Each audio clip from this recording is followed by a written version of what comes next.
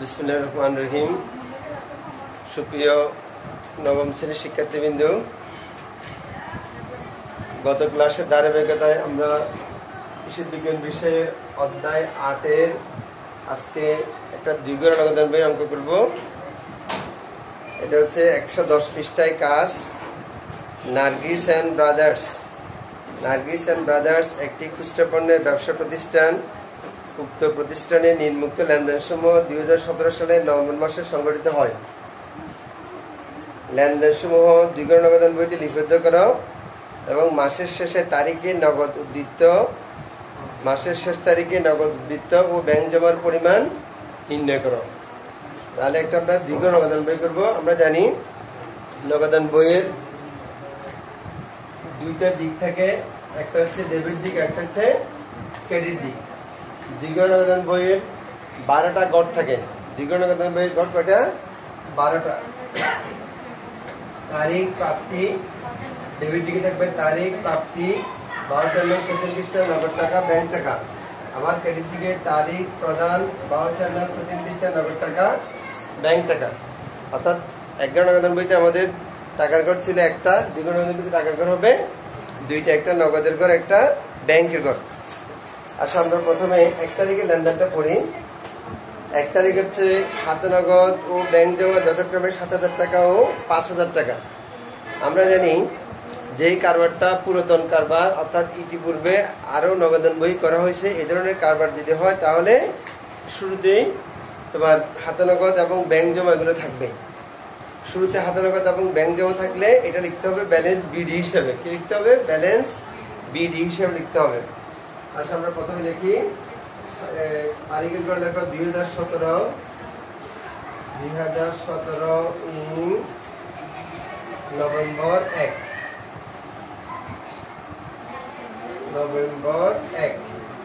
প্রথম এন্ট্রিটা লিখবা balance BD.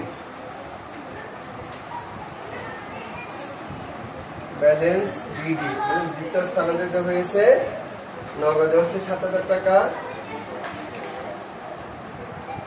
Bank হলো 5,000 টাকা। যেহেতু দুইটাই ডেবিট উদ্ধৃত, অর্থাৎ হাতে নগদ এবং ব্যাংক জমা, সেজন্য দুইটাকে আমরা ডেবিট দিকে লিখবো। যদি একটা যদি ক্রেডিট দিক উদ্ধৃত হয়, অর্থাৎ ব্যাংক জমা অতিরিক্ত যদি হয়, তাহলে সেটাকে ক্রেডিট দিকে ব্যালেন্স বিডি লিখতে হবে। এখন এটা দুইটাই নগদান বহি ডেবিট উদ্ধৃত প্রকাশ করতেছে, এখানে নগদ এবং ব্যাংক কলামে ডেবিট উদ্ধৃত। আসো, এবার আমরা 2 তারিখের এন্ট্রিতে পড়ি।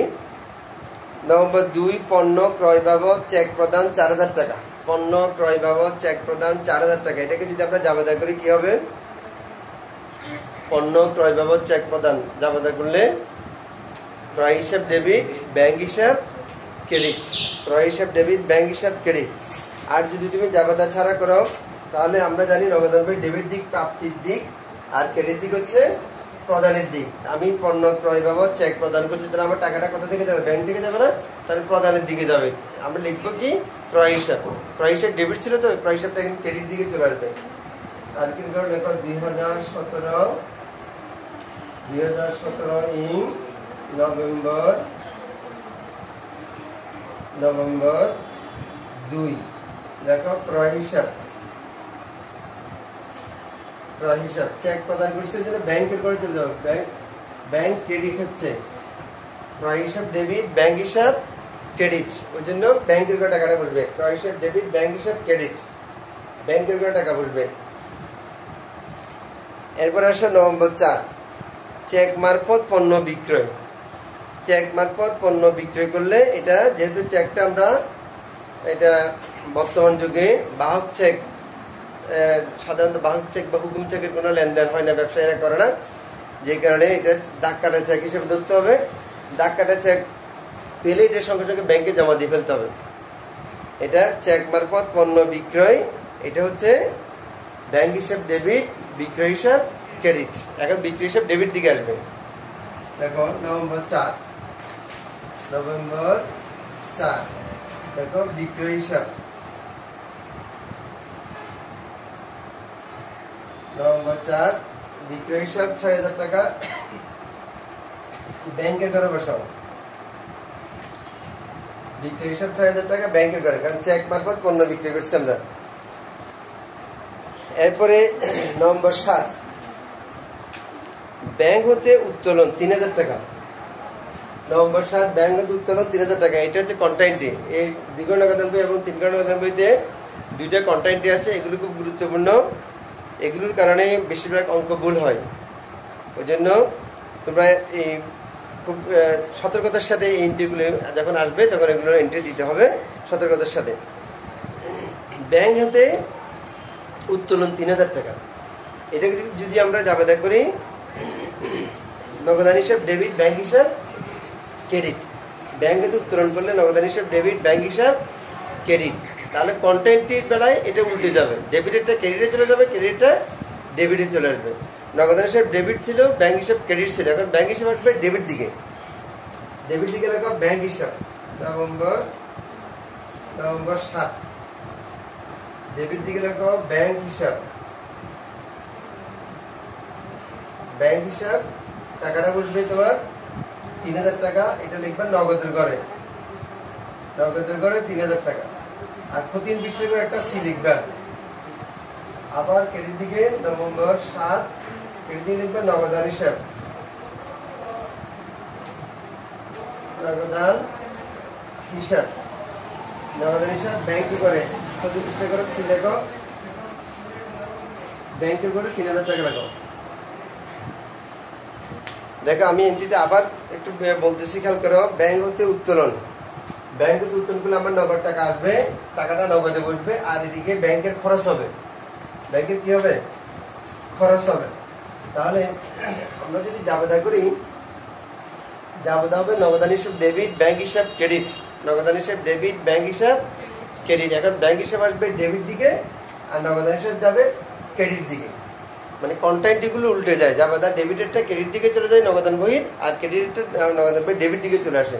জাবেদায় নগদান হিসাব ডেবিট ছিল, নগদান হিসাব চলে গেছে ক্রেডিট দিকে। আর ব্যাংক হিসাব ছিল ক্রেডিট, ব্যাংক হিসাব চলে আসছে ডেবিট দিকে।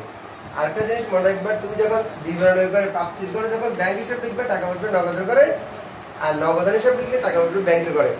কখনো নগদান হিসাব লিখে নগদান হিসাবের করে টাকা বসবে না, ব্যাংক হিসাব লিখে ব্যাংক হিসাবের করে টাকা বসবে না। বিবরণের করে যা লিখবে তার অন্য ঘরে বিপরীত করে টাকা বসবে। নগদান হিসাব লিখলে ব্যাংকের ঘরে বসবে, ব্যাংক হিসাব লিখলে নগদের ঘরে টাকা বসবে। এই গেল ৭ তারিখের এন্ট্রি। তারপর আসে নভেম্বর ১০, প্রাপ্য বিলের অর্থ ব্যাংক কর্তৃক আদায় ২,০০০ টাকা। প্রাপ্য বিলের অর্থ ব্যাংক কর্তৃক আদায়, অর্থাৎ আমাদের প্রাপ্য বিলের টাকা ব্যাংক আদায় করেছে। ব্যাংকের অর্থ টাকা জমা হয়েছে কত টাকা? ২,০০০ টাকা। প্রাপ্য বিলের অর্থ ব্যাংক কর্তৃক আদায়, তাহলে যাবে কি হবে? ব্যাংক হিসাব ডেবিট, প্রাপ্য বিল হিসাব ক্রেডিট। ব্যাংক হিসাব ডেবিট, প্রাপ্য বিল হিসাব ক্রেডিট। ব্যাংক কর্তৃক আদায় হয়েছে, তাহলে আদায় হলে আমরা জানি প্রাপ্তির দিকে, অর্থাৎ ডেবিট দিকে চলে আসবো আমরা। ডেবিট দিকে এসে প্রাপ্য বিল ক্রেডিট ছিল, প্রাপ্য বিল এখন লিখবো ডেবিট দিকে। দেখো নভেম্বর ১০, দেখো প্রাপ্য বিল হিসাব, প্রাপ্য বিল হিসাব, প্রাপ্য বিল হিসাব। প্রাপ্য বিলের টাকা আমরা পাই, ওই জন্য এটা ডেবিট দিকে আসছে। প্রাপ্য বিলের অর্থ ব্যাংক কর্তৃক আদায় হয়েছে ২,০০০ টাকা। ব্যাংকের করে ২,০০০ টাকা লাগাবো। প্রাপ্য বিলের অর্থ ব্যাংক কর্তৃক আদায় ২,০০০ টাকা, ব্যাংকের করে বসলো। তারপর আসো নভেম্বর ১৩, সাইদের নিকট হতে পাওনা বাবদ চেক প্রাপ্তি ৮,০০০ টাকা। সাইদের নিকট হতে পাওনা বাবদ চেক প্রাপ্তি ৮,০০০ টাকা। সাইদ থেকে আমি চেক পেয়েছি, পাওনা বাবদ চেক পেয়েছি। তাহলে অর্থাৎ সাইদের কাছে আমি ধারে মাল বিক্রি করেছি আগে, তাহলে এখানে সাইদ ছিল আমার কাছে দেনাদার হিসাব, দেনাদার ছিল, বুঝছো? পাওনা মানে এটা এখানে দেনাদার, পাওনা মানে কি দেনাদার। অর্থাৎ সাইদের কাছ থেকে, সাইদের নিকট হতে পাওনা বাবদ চেক প্রাপ্তি ৮,০০০ টাকা। চেক পাইলে এটা ব্যাংকের ঘরে বসবে। আমরা যদি চেক প্রাপ্তি ব্যাংক হিসাব ডেবিট হয়, তাহলে ব্যাংক হিসাব ডেবিট, দেনাদার হিসাব ক্রেডিট। এখানে যদি আমি সাইদ হিসাব ক্রেডিট লিখি তাও হবে, কারণ এটা সাইদ একজন দেনাদার, বুঝছো? দেখো দেনাদার হিসাব দেখো, এটা ১৩ তারিখ, দেখো দেনাদার হিসাব।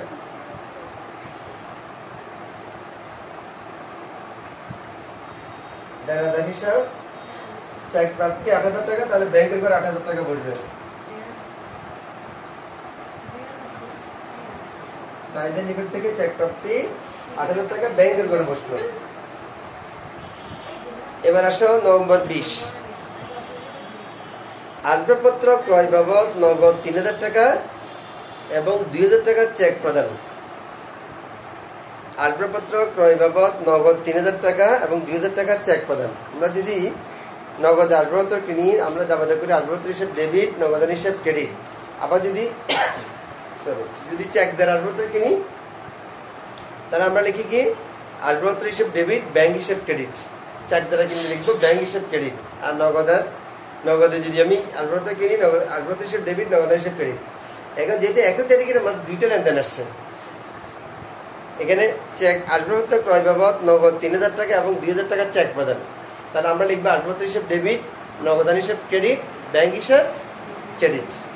আসবাবপত্র হিসেব ডেবিট, নগদান হিসাব ক্রেডিট, ব্যাংক হিসাব ক্রেডিট। তাহলে আমার আসবাবপত্র ডেবিট ছিল, এখন কোন দিকে যাবে? ক্রেডিট দিকে যাবে। আসবাবপত্র হিসাবটা এখন ক্রেডিট দিকে যাবে। দেখো ক্রেডিট দিকে নভেম্বর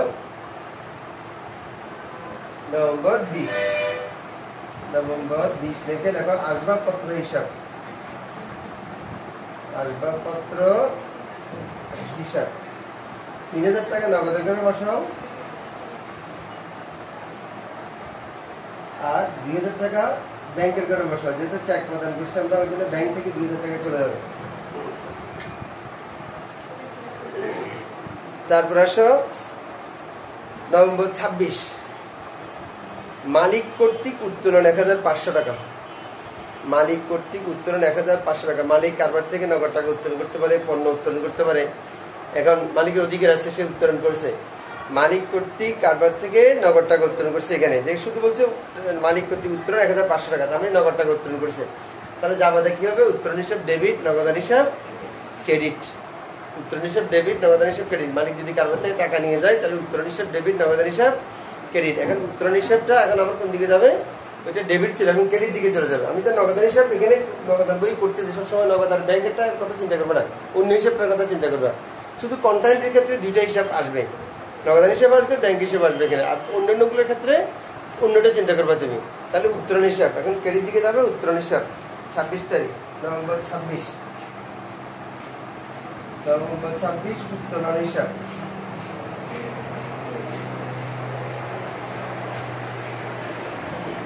মালিক কর্তৃক উত্তোলন ১,৫০০ টাকা, নগদের ঘরে ১,৫০০ টাকা রাখো।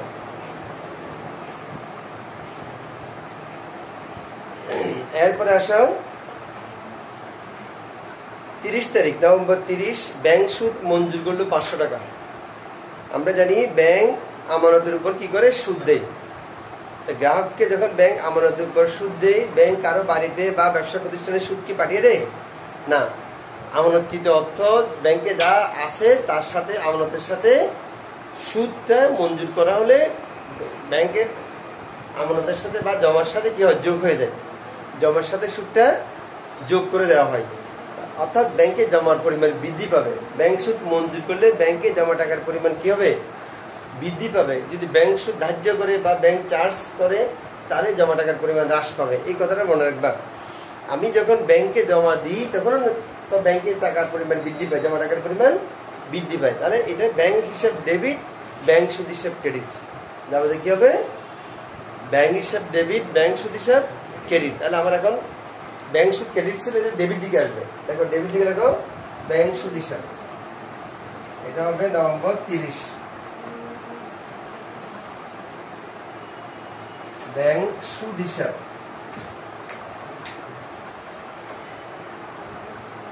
ব্যাংক সুদ হিসাব ব্যাংকের করে লেখো ৫০০ টাকা।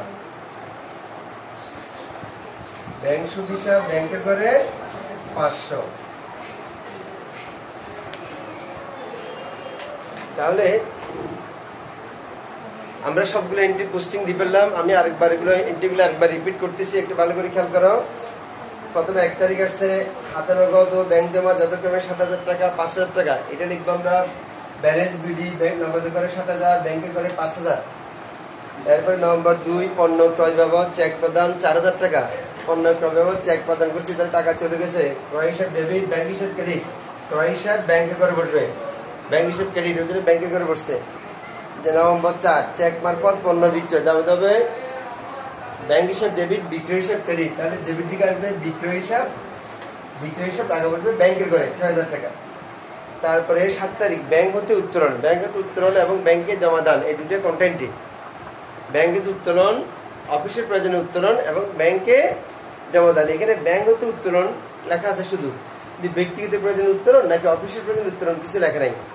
তাহলে এটাকে আমাদেরকে বুঝতে হবে এটা অফিসের প্রয়োজনে উত্তোলন।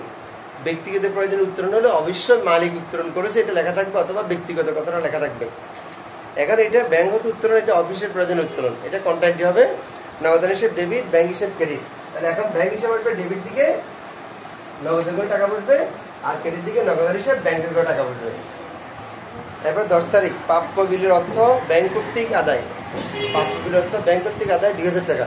তাহলে প্রাপ্য বিল ব্যাংক হিসেব ডেবিট, প্রাপ্য বিল হিসেব ক্রেডিট। এখন প্রাপ্য বিল হিসেব ডেবিট দিকে আসবে ২০০০ টাকা। তারপরে সাইডের নিকটতে পাওনা বাবদ চেক প্রাপ্তি ৮০০০ টাকা। সাইডের নিকট থেকে পাওনা বাবদ চেক প্রাপ্তি, তাহলে ব্যাংক হিসেব ডেবিট, দেনাদার হিসেব ক্রেডিট। এখানে সাইড হচ্ছে দেনাদার, দেনাদার হিসেব ক্রেডিট অথবা পাওনা হিসেব ক্রেডিট লিখতে হবে। পাওনা আর পাওনাদার একই কথা, বুঝছো? তাহলে এখানে দেনাদার হিসেব লিখে ব্যাংকের করে লিখবো আমরা, যেহেতু চেক পেয়েছি ওই জন্য ব্যাংকের করে লিখবো। তারপর দেখো আসবাবপত্র ক্রয় বাবদ ৩০০০ টাকা নগদ এবং ২০০০ টাকা চেক প্রদান।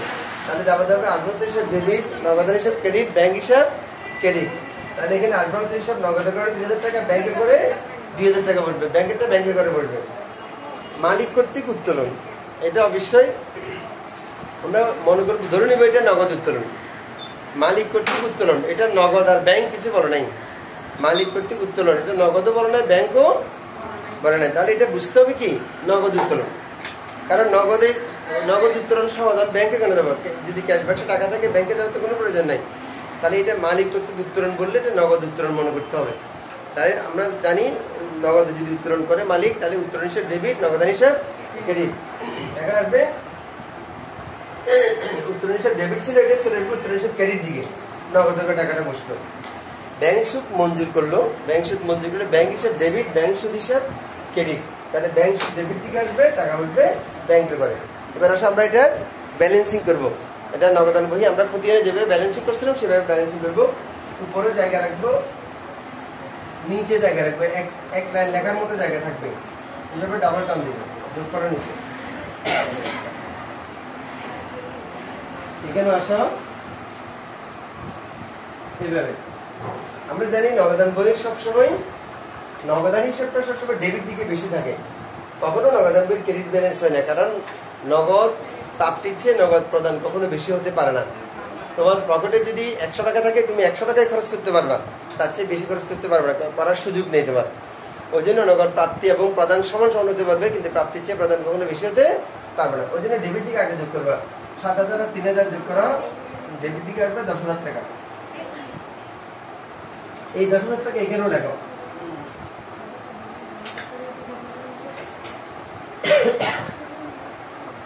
নভেম্বর মাস, এটা হচ্ছে ৩০ দিনে। তোমাদেরকে দেখেছিলাম এভাবে নভেম্বর মাস ৩০ দিনে গণনার জন্য কিভাবে January, February, March, April, May, June, July, August, September, October, November, December. এই নভেম্বরটা গর্তের মধ্যে পড়ছে, গর্তে পড়লে ৩০ মনে রাখবার। গর্তে যে মাস পড়বে সে মাস ৩০, শুধু ফেব্রুয়ারি ২৮, লিপের হলো ২৯। এখানে দেখো ব্যালেন্স সিডি,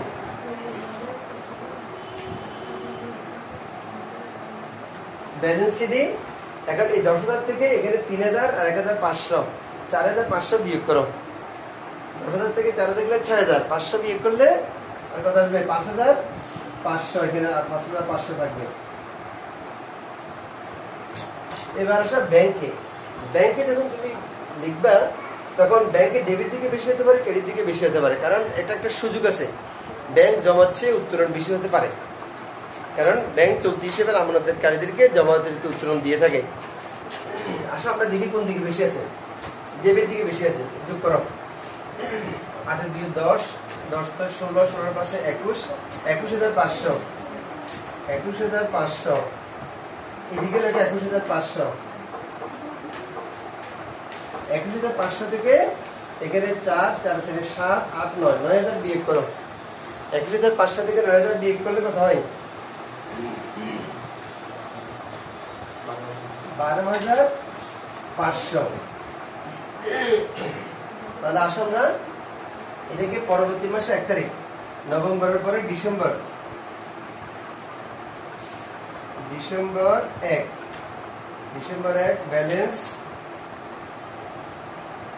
ব্যালেন্স বিডি ওই 5,500 টাকা নগদের করে বসবে, আর 12,500 টাকা ব্যাংকের করে বসবে।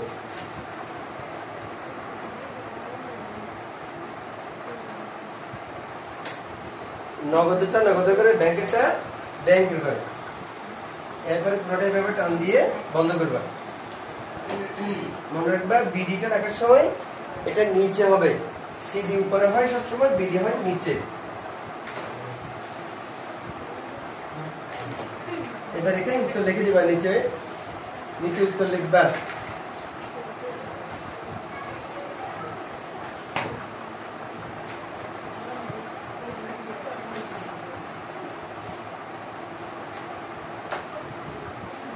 উত্তর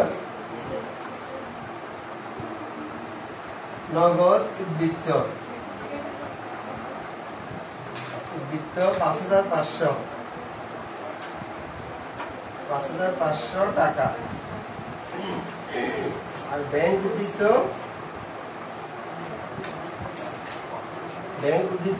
12,500 টাকা।